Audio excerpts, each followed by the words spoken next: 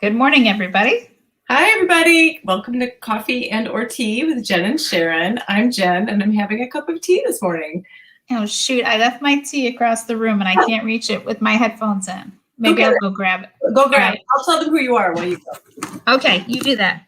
Sharon and I are both editors at Your Teen Mag, and we have coffee together every Wednesday to talk about all the things that are on our minds. Sometimes it's related to parenting, and sometimes it's not. It just depends on how we feel that day. Usually, how much can we separate ourselves? That's one of the things about being a parent. It seems to. It always comes back to that. Into everything. Right. So anyway, today's topic is brought to you by the fact that Sharon is teaching her son how to drive, which is such an exciting and terrifying time in our lives. It is. It's very exciting and a little nerve-wracking. We haven't gotten very far yet, so there's not actual danger to anyone on the road or my child yet, but okay, well, we're getting there. Yeah, that's still to come. There's plenty of time for that excitement. I saw you tweeted about roundabouts the other day, not related to driver's ed, but that was, of course, where my brain went since you're in that mode right now. And I thought, oh my God, that's really a terrifying thought. You remember how scary anything that involves changing lanes or watching all those different directions? Absolutely. In fact, I'm planning, Sharon doesn't know this, but I'm planning to interview her this morning. I have my notepad of questions. Oh boy. It's like, all right. It's like ambush interviewing here. So I'm not a real journalist. Is this going to be really hard hitting? Yes, it's really hard hitting. I learned everything I know. I didn't go to J school. Everything I know about journalism, I learned from watching Oprah. So watch out, hard hitting questions coming at you. But here's what I thought, because sometimes it helps us to get in the headspace of our kids when we reflect back on our own experience. They don't want to hear it, but it's good for us to remember. So in thinking about this topic, I was thinking about my experience, and I thought, oh, maybe Sharon would like to revisit some of her experiences to make her a more empathetic parent. Okay. So here's question number one. Are you ready? I'm ready. I'm ready. Bring it on. What car did you learn to drive in? Please describe it in detail. You actually don't know how complicated this question is, but I believe it was a 1980s Buick Skyhawk, which was like a blue sedan. And the funny thing about the Buick Skyhawk, which thankfully I didn't learn when I was driving. I learned to drive at like this time of year. It was nice weather. It must have been. Anyway, there was no danger of snow or anything. Mm-hmm. But what my older brother and I, who was also, a relatively new driver, and I discovered was that the Buick Skyhawk was not very good in the snow. And both of us had the experience of just driving along and braking in the snow and the whole car spinning around. Donut. Yes. Thankfully, nobody ever crashed into anything. I don't know how that happened, but I believe that was the car I learned on. And then there was a separate incident where my father tried to teach me stick on like a used car that we bought just so that I could drive to school because I went far away, but that was its own disaster. Oh, okay. Well, we might get to that with one of my hard-hitting questions. So my question number two, which you may have partially answered already, is who taught you to drive? Mostly I learned from like somebody that taught behind the wheel, but I do remember, I don't remember my mom taking me at the beginning, but she did most of the supervising. Once I had my permit in New Jersey, we call it a permit. Here in Ohio, people usually call it temps. I don't know what people call it everywhere else. They should tell us. But anyway, my dad took me on like a closed off road that there was new construction. There were no cars yet, just so I would like know how to hit the brake and the gas before I went with the instructor. And I don't know if everybody else's instructor has this, but my instructor had a special car that had a brake on the passenger side. Yeah. My father-in-law actually taught driver's ed for years, and his cars always had the drivers on his side, passenger side, there was a special brake. And it's a habit still. I think to this day, if he's in the passenger side and somebody else is driving and he thinks maybe you aren't braking soon enough, I bet his foot just goes right out looking for that brake. That would be super annoying. I would yes. I would not want to, like if it was my husband or something and I was driving, I'd be just like, if you're going to do that, you can get in the seat, because that's the way I feel like about commentary while I'm driving. I'm like, if you have something to say about it, I'll pull over and you can drive. Otherwise, I don't want to hear it. Oh my God. I think the Jersey just came out of Sharon. I think we just saw some Jersey attitude. I am a different driver in Jersey. I bet. Oh, wait, we have some comments. Yeah, up here. Let's see what we got. Wait, Brianna's nervous. Oh, yeah, we get that, Brianna. We sure are. Yeah. And Stephanie's saying the driving school and high school are backed up. Oh, it's true. You know what? COVID sucks. It keeps kicking us. My husband looked at, there was one particular program he was looking at. It didn't have availability until August. So like, well, forget that, because how's he going to get his practice? So either we're going to go somewhere else, or like Stephanie, we're going to do the driving. But I think we're going to try. Oh, Brianna is also teaching kids on stick shift. You know, that is I think there's a lot of smart stuff about that. First of all, it teaches your kid an interesting skill. Mm-hmm. And then I also think it teaches them to keep busy, and they can't be tempted to touch their phones because their hands are busy. Nope. Absolutely. That's actually a good safety thing right there. You can't touch when you're learning stick. That's for sure. And I didn't tell this story. I won't tell the story today. Are you sure? Okay, wait. Let me ask you the third question, because maybe. Yes, go ahead. Please describe the most terrifying moment in your learning to drive experience. For me or my parent? Well, both of you. You get to choose. Well, I was lucky. I didn't have any accidents or anything like that until I was older and like fully licensed. So that doesn't count. I mean, spinning around was pretty bad, but I think I was already licensed by that, because I know I was by myself. But I do know that. So when I went to behind the wheel, my mom picked me up. She would drop me off at like the high school, and I would meet the instructor. We'd get in the car and drive for, I don't know what it was, 2 or 3 hours, whatever it was. And then my mom would pick me up again. And then the second time when I was done, she said, okay, do you want to drive home? And I hadn't driven with my mom at all before. And I said, okay. And driving home involved not only city streets, but also highways and exit ramps and on ramps. Because highways? Oh my God, my heart would be in my throat. I don't think I'd touched a highway till I'd had my license probably for a good while. My instructor had taken me on the highway. So I was like, you should take them on the highway before they get their license. Especially where I lived in New Jersey, it's pretty populated. Everything's connected by highways. Highways are an important part of growing up in a populous area. Correct. So okay, I'll drive. But when I went to get on the highway, you know that tricky part about getting up your speed and merging in? Well, I couldn't quite coordinate it. So I just stopped in the middle of the road because I didn't think I had enough room to go. And on the on-ramp? It kind of, it was, I think it was like not quite a shoulder. It was actually a lane, but it was like an on lane that ended. Yeah. So like people were coming behind me. So I wasn't supposed to be stopping. Right. So, but my mom, you'd think I'm the youngest of 5 kids. She'd seen it all by this point. I'd seen her pressing her phantom brake for all the others and embracing herself. She said, you can't stop in the middle of the highway. I'm like, what? I don't want to hit somebody. You know that when you're a new driver and you don't have all the experience, your instinct is just, I'm going to stop, because if I keep moving, I might hurt somebody or myself. So stopping was not the right answer, but I didn't know how to go yet. It was not good. You can't be the only one who has ever done that, by the way. I'm sure. I think I've been behind people who've done that. And once you've taught a kid to drive, you become so much more empathetic about those situations, because you realize that might be somebody's new driver who just has no clue what they're doing. And I try really hard not to honk at those people. It's tempting, you want to, but it could be it's precious learning how to drive. Did you put those signs in your car that say student driver? Yeah. I got the 3-pack from Amazon, and they're like big, bold magnets in yellow that say student driver. And I've seen many different variations of them. Some say, please be patient.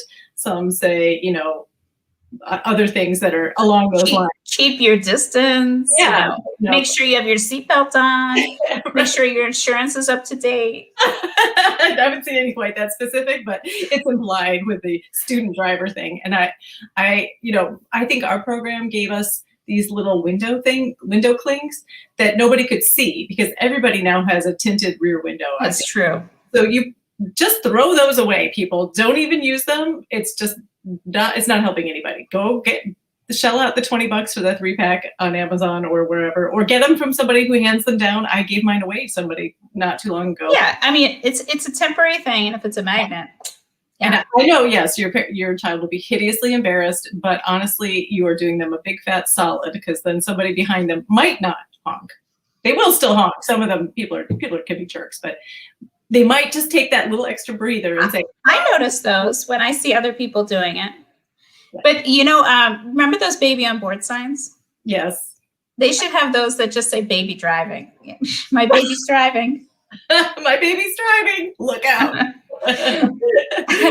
Oh, yeah. Those were good times. But learning to drive and teaching to drive. I don't know which one was more challenging, honestly. It's kind of like this is the hardest thing is when you have to tell a kid how to drive, but you're not behind the wheel. You do everything reflexively. So they need to know the steps. And you're like, okay, well, you just put it in drive. And they're like, well, what does that mean? Mm-hmm. Like, oh, okay. So you put the key in if you have a key, or you have to put your foot on the brake to push the button. And then you can put it, you have to show them where the drive gear is. And, that famous, like, what's a prindle?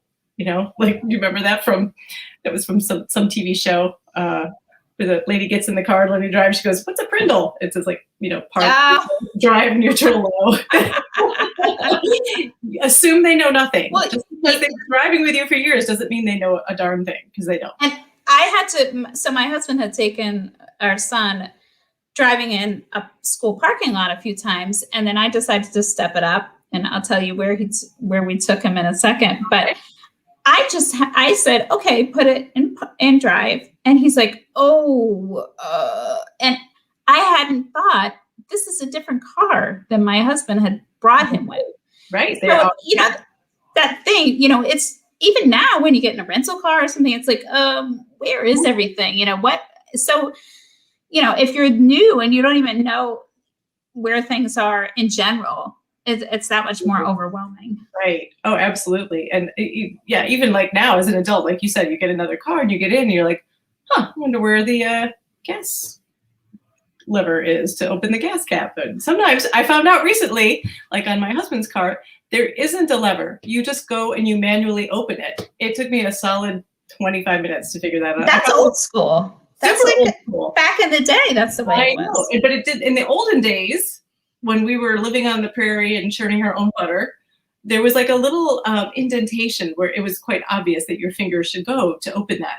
Oh yeah, you would push it and it would pop out. Right, and now there isn't that little visual cue, so you just had to know that you could put you could push it and it would open. Oh yeah, that's the newer way. They used to have like the lifty part. Yes, right. Yeah. Right. So much to learn, so much to know. And our kids, they know nothing. So it's so hard to start from scratch because we have internalized it. What about pumping gas? So I grew up in New Jersey where we're not allowed to pump our own gas. It's so weird. I don't know why still. But, and they can charge you more because of that. I mean, when I grew up here in Ohio, you had the option, and at some point it switched to having the option between self-serve or having it pumped for you. And it was like 10 cents more a gallon to have somebody else pump for you. But the thing is, it was never, New Jersey gas prices were always good. I don't know. I think it's because we were near a port state, You forget these things, but because we're on the coast, there's a giant port of New York and New Jersey. Anyway. Yeah, that's true. But New York doesn't have that weird thing. Jersey's just weird. New York doesn't make you sit in your car while they pump your gas. They're like, it's your problem. You pump it.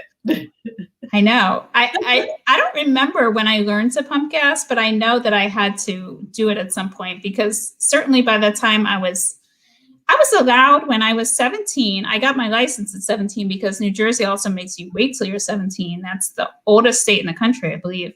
Wow. I did not know that. Mm-hmm. When I so my first big trip was to visit my older sister in Vermont. So I was allowed to drive all the way to Vermont in somebody's car, maybe the Buick Skyhawk. Probably. We had the Skylark, which is probably, if I had to guess, it was a step down from the Skyhawk. I don't know about that. A hawk is bigger than a lark, so I'd have to think that maybe the Skylark was a little smaller, but we had the plush interior, wine-colored interior. This thing was the claim to fame on the Buick Skylark was that there was a good 20-second delay between when you hit the gas and when it would actually go anywhere. And it would just take off yeah. That was always an exciting moment because you didn't know quite when it was going to kick in. Maybe that was just our car, but if anybody else out here had the Buick Skylark and has that memory, please tell me I'm not crazy. I want to ask you a question, Jen. Did you have any experience with teenagers being reluctant to drive? Well, yeah, actually, I had one of each. I had one kid who was teed up and ready to go the day she could get her temps. She was ready to go get it. She wanted to be out there doing it. She was the only driver for a while in her friend group. So she was, and they can't drive each other for quite a while. That's right. Licensing requirements most places now. So, and we were strict about it. But even by the time she had aged out of that and had her license long enough to drive other people, she still had very few other friends who had got their license because they just didn't see any compelling urgency. So she ended up driving a lot of her friends for quite a while. And some of them, I think, didn't even get their license till they went to college. And I know that's not uncommon right now. I think a lot of kids are. It is. I don't remember that so much when we were. No. People were lined up in high school birthday to go get their license. And it could either be a great birthday if you got your license or a crappy birthday if you didn't. But then my other daughter was, it wasn't that she didn't want to learn to drive, but just she was busy and didn't have that same urgency, compelling need. And it was sort of hard to fit it in around the other stuff she was doing. And I think that happens a lot too, is it not so much reluctance, it's just one more thing to fit in. It's hard. I'm just realizing how much of a time commitment is. The in-class instruction, I think, is 24 hours, which sounds absurd to me. But and then you have to drive so much with your parent too, which makes sense. But I think it's normal to be reluctant to some degree because it's a dangerous activity. And for sure. I mean, you're getting behind a huge piece of equipment that can do potential damage. And if you have a kid who's very, I wouldn't say risk averse, but is maybe just more cautious about things, it's a pretty understandable thing for them to feel like, oh, this could be a little bit wrecking. So, and you didn't tell us yet where your son learned to drive. Oh, well, we can sign off with this. Jen helped me with this. This was Jen's great advice.